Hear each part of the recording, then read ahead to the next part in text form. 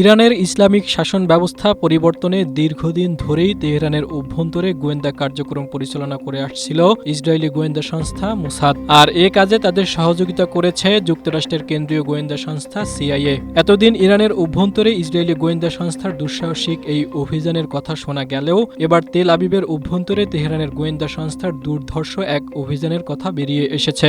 রীতিমতো তারা ইসরায়েলের ভেতরে ঘুরে বেড়াচ্ছে। 2022 সাল থেকেই গোয়েন্দা কার্যক্রম শুরু করে ইরান। আর এসব তথ্য জানিয়েছে অলাভজনক অনুসন্ধানী সংবাদ আউটলেট ড্রপ সাইট নিউজ। এতে বলা হয়, ইসরায়েল দীর্ঘদিন ধরেই ইরানের ভেতরে ছায়া যুদ্ধ চালিয়ে আসছে। দেশটির সরকারের পতন ঘটানোর লক্ষ্যে গোপন অভিযান, হত্যা, বল প্রয়োগ ও মনস্তাত্ত্বিক প্রচারণা অব্যাহত রেখেছে। স্ট্রবেরি সুপার ডটেড ও ক্লাসিক ভ্যারিয়েন্ট সেন্সেশন জাগুক শিহরণ। এতে করে ইরানি সমাজকে ভেতর থেকে দুর্বল করার চেষ্টা চলছে।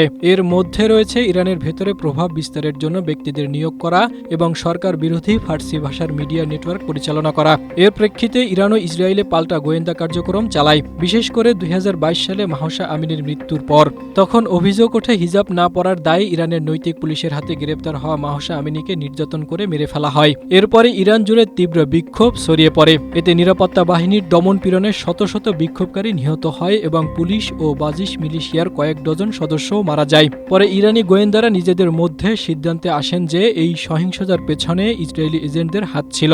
এরপরই তারা ইসরায়েলের কৌশল অনুসরণ করে নিজেরাও ইসরায়েলি নাগরিকদের নিয়োগের অভিযান শুরু করে।